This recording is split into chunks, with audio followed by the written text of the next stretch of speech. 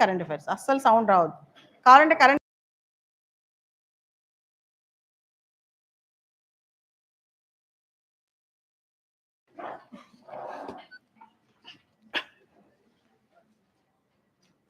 Let's start today's news, important current affairs for today. The day starts with a very bad news, that is the stampede in Tirupati. The stampede happened in Tirupati, where thousands of people have flocked together to collect general darshan, sarva darshan tickets. There are 3-4 important special ticket counters in Tirupati to approach Tirumala darshan: Srinivasam, Vishnu Nivasam, Bairagapatti. And in Vishnu Nivasam and Bairagapatti, suddenly gates are opened. People crashed into the counters. In that particular episode, there was a stampede and 6 people died and many got injured. And the issue is there's no proper queue management, proper ropeway management. Suddenly people are rushed into that. And January 10th, tomorrow, is Vaikunta Ekadashi, which is considered as a pious day. Generally, people from Andhra, Telangana, Tamil Nadu, Karnataka, and entire country, they expect darshan of Lord Venkateshwar on the particular auspicious day of Vaikunta Ekadashi.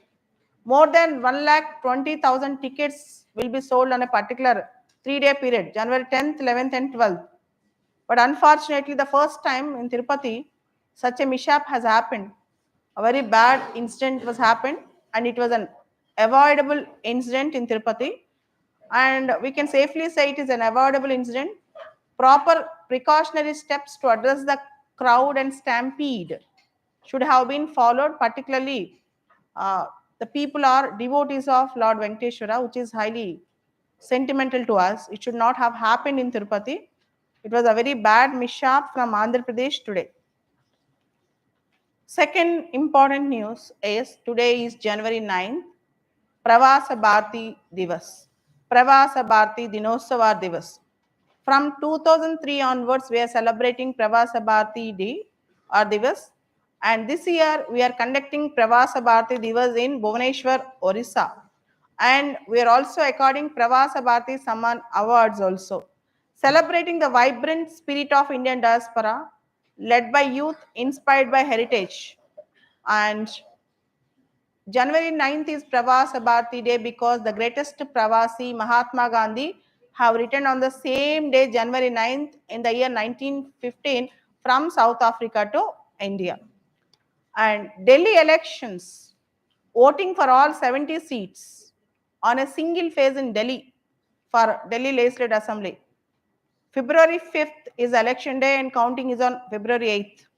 The Delhi election notification will be issued on January 10th tomorrow. The last date for filing the nominations is January 17th. And finally, Delhi voters, if you observe the Delhi voters, 1,55,24,858 votes. Okay, men 83 lakhs, women 71 lakhs, and third gender 1,261. And this is an interesting story of Delhi, where Delhi elections are going to be crucial in February this year. So very interesting. Coming back, India-Taliban talks were held at Dubai. Foreign Secretary Vikram Misri met with Taliban. So the talks have taken time when the geopolitics of the region they are in a state of flux or in a state of confusion. You all know that in 2021, Taliban took over the Afghanistan. In 2021, Taliban have taken over the Afghanistan with the American troops withdrawing from Afghanistan. Taliban have taken over. From that time onwards, India have not officially recognized the Taliban government in Afghanistan. But for all the practical purposes now, India has to conduct some dialogue with the Taliban. While there is no move yet to grant official recognition to the Taliban government, the effort to conduct talks by India is to secure its own national and security interests.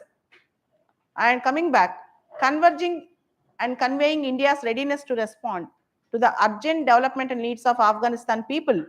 And India also wanted to get an assurance that Taliban would not allow Afghanistan territory to be used against the India's interests.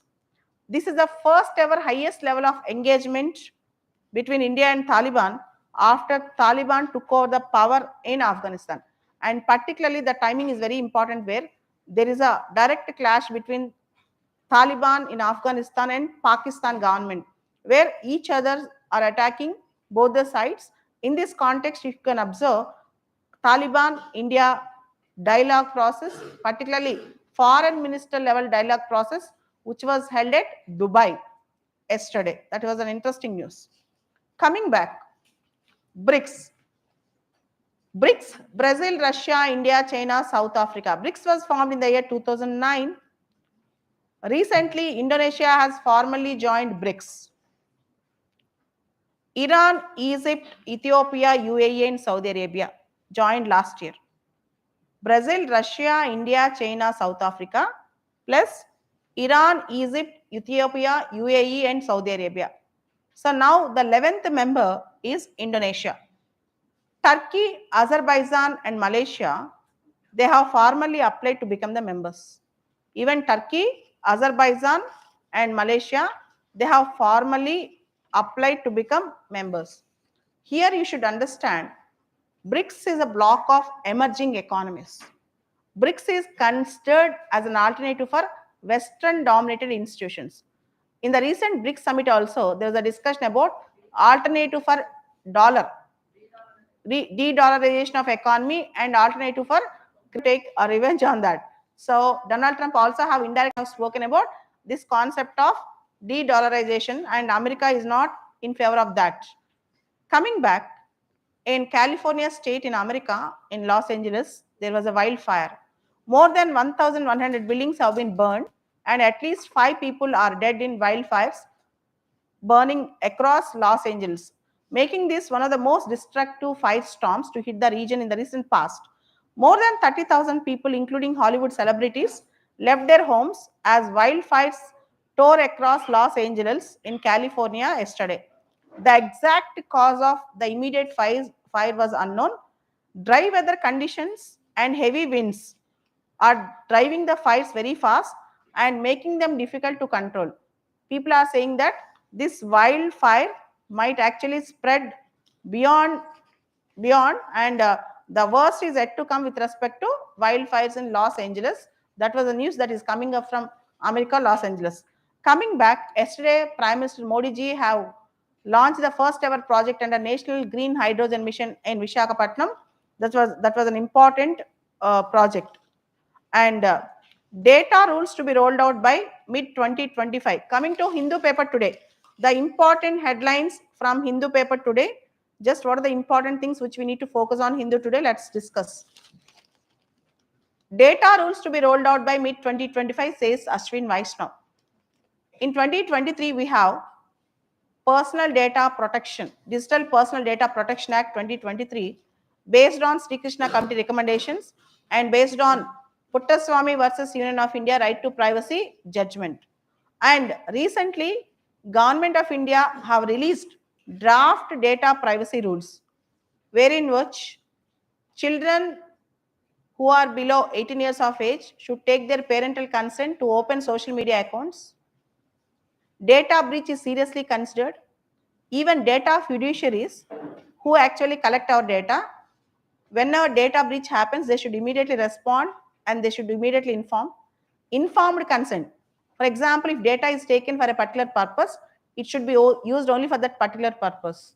So all these things were mentioned as draft data rules and they were open for suggestions. We can also give our own suggestions with respect to that. Okay, this is an interesting thing that is coming up. And there's one important news in Hindu in text and context. In Hindu text, why is there a drop in school enrollments? Recently, if you observe, Ministry of Education Unified District Information System for Education have given a report. There is a drop in school enrollments, not because not because there is a real drop. Actually, Aadhaar enabled identification. Earlier, whenever we used to count enrollment, it is school based or class based. Now it is student based. So when you go with student based enrollments, identifying the student with his Aadhaar card will remove the chance of duplication. Okay, duplication will be removed. For that reason, there's a drop in the numbers in school enrollment. It is not a real reflection, but there is a drop in school, particularly drop in school enrollments, not because real enrollments have come down, but because there was a duplication process that went on in the previous years, and we used to calculate based on school or class. Now we are calculating based on students enrollment. The total enrollment of students in schools across India studying from grade 1 to 12 dropped over a crore, almost 1 crore drops, school drops in 2023-2024 as compared to 2018-2019. After a gap of 2 years, the Ministry of Education released the Unified District Information System for Education Plus, UDISE Plus. Since 2012-2013, when the Ministry of Education started maintaining UDISE Plus data, it was believed that the number of students studying in India were 26.3 crores. The number of students studying in India was 26 crores around. Now it was around 24.8 crores. Now it was around out of 1.5 crores. Remember, we have around 25 crores students studying in the schools. And yesterday there's a mishap, a disaster, earthquake in Tibet. So yesterday morning at around 6:33 a.m.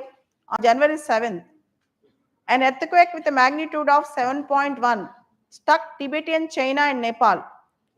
The epicenter was located 10 kilometers below a spot around 80 kilometers of Mount Everest. Chinese state media have officially declared 95 people as dead and more than 130 people injured, and more than 100,000 houses got destructed. According to the China Earthquake Network Center, the point on the surface below which the epicenter lay was located in Tingri County in Singaste region of Tibet. The region's capital is a seat of important Panchen Lama of Tibetan Buddhism. So that was a epicenter. It was very close to spiritual center of Buddhism. Particularly, even Dalai Lama expressed serious concern and also expressed his condolences with respect to the people who died in the earthquake. This is a very bad news that is coming up. Next, the next important news coming to Hindu editorial page. In Hindu paper, editorial page is very important. Every day you have to focus on editorial page. If you observe this particular page of Hindu paper is considered as editorial page. Every day we need to read all the articles with respect to editorials. See, today I'll tell you the topics which are important in Hindu paper, editorial page and also international page. Coming to river interlinking, the fount of environmental disaster. So the article is on interlinking of rivers and also the consequences of interlinking of rivers and also poor environmental practices, poor water management practices in India. Recently, you all know that on December 25th, 2024, Prime Minister Narendra Modi ji have laid the foundation for the Ken-Betwa river city in the Bundelkhand region that covers part of Uttar Pradesh and Madhya Pradesh. The projects also include the construction of dam located in Panna Tiger Reserve, raising concerns about its submergence. Upon completion, this project will link the supposed water surplus Ken River with Betwa in drought-stricken Bundelkhand. an area that has 58% forest cover in 1938. The Ken-Betwa interlinking of rivers project almost cost around 45,000 crores. It was launched despite the objections raised by experts. Now, Dadri is talking without bothering about environmental consequences. Without measuring proper environmental consequences, we have went for Ken-Betwa interlinking of rivers project. You can read the full article. Coming back, the next important article with respect to Hindu paper is the right to food and the struggle with PDS. In 2023, there's a report discussing the right to food in the context of Jharkhand. See, with respect to Bimaru states, earlier there's a word called Bimaru. Bihar, UP, Rajasthan, Madhya Pradesh, Uttar Pradesh, all these states are called Bimaru states. See, if you observe, from these states, we can see mostly migrant labor also. So the right to food is a basic right for human beings. Right to food, right to access to food, and right to seek the availability of the food. So to what extent our public distribution system is addressing the basic right to food of the people. And the other have taken an example of Mushar community in Bihar and the supply crisis and other things.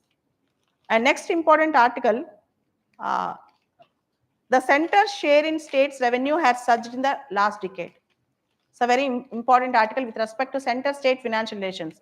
In UPSC and state public service examinations, we have an important topic which is a regular question in mains. Center-state financial relations. In center-state financial relations, this article in Hindu can be directly quoted because this is a data point where they have given the article with data. This is a data point where they have given the complete article with data. So if you observe, over the last decade, states' dependence on center was increased. With respect to revenues, states' dependence on center was increased. Over the last decade, states have been relying more and more on transfers and grants from the center. Over the last decade, states have been relying more and more on transfers and grants from the center. In the last decade, that is from 2015-16 to 2024-25, 2024-2025, 23 to 30% of the total revenue of the states was collected from the center as transfers. 23 to 30% of the total revenue of the states was collected from the center as transfers. Okay. And also, very close to 65 to 70% of the non-tax revenue of the states was collected from the center as grants in the last decade. States have also not done enough to efficiently collect taxes to increase their own tax revenue. In addition, they started getting and demanding more from the center. For over a decade now, states' own tax revenue as a share of their total revenue has remained considerably below the 50% mark. While in the 2000s, in the early 2010, it has been money raised through stamp duty, registration fees, motor vehicle tax, and other taxes, state GST, and other components of GST. Now, states are depending more and more on centers, transfers, and grants rather than increasing states' own revenue collections. This was the news that is coming up from the Hindu data point today. And next important news is ISRO's new chief. ISRO's new chief, V. Narayanan, is going to assume his office on January 14th. V. Narayanan, Sir Sri V. Narayanan Garu, he was a director to Liquid Propulsion System Center in ISRO earlier. V. Narayanan, rocket and spacecraft propulsion expert, will take over the chairman post of ISRO on January 14th, with the current chief of ISRO, Somnath, is getting retired. India's space sector is in a reform mode, lined up with major projects such as Gaganyaan, Chandrayaan 4, and other important space projects. Dr. Narayanan, who has been heading the ISRO's Liquid Propulsion System Center since January 2018, described his upcoming assignment as the greatest responsibility and great opportunity to follow in the footsteps of stalwarts who led the ISRO over the decades. Given the ISRO's busy calendar for 2025, Dr. Narayanan is aware that he has little or no time to get going. Towards January end, we have the GSLV Mark II IRNSS-1K mission. We also have lined up the first uncrewed flight of the Gaganyaan program, the G1 mission. Uncrewed flight of the Gaganyaan program, the G1 mission.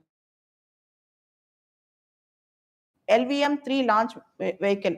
So now the new chief of ISRO have so many targets in 2025, and we have Chandrayaan, Mangalyaan, Aditya L1, Gagan. There are plenty of things, plethora of things on his head, and he is going to make us proud. We wish him all the best to make India proud again with respect to our space achievements. Coming back, India ready to support Maldives in enhancing its defense preparedness, says Rajnath Singh. India and Maldives had talks with respect to defense cooperation and defense preparedness with respect to maritime security. Recently, India has handed over defense equipment and stores to the Maldives on the request of the Maldivian government. The defense ministry said on Wednesday, as New Delhi also reaffirmed its readiness to support Malay in capability enhancement. You all know that India and Maldives from the last 2 years have a difficult relationship. Now, again, India and Maldives are coming up with a lot of vigor and enthusiasm, particularly India's aim of Sagar, security and growth for all in the region. So India is moving forward with that.